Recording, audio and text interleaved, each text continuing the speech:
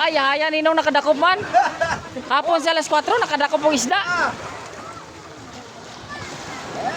Nakuha oh. Nakuha si isda eh.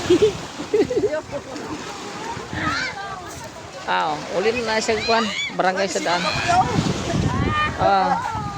Natsambahan. Papalit muna pa.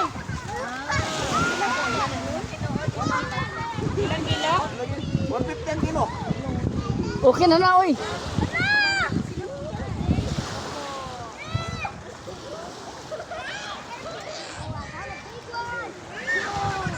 Ulin na sa barangay sa daan. Stop lang sa mga baka, isda lang sa daw iya ha. Tora oh. Mo tipa-choose ka gronan ya. Sa landismate. Tro. Daw kayo.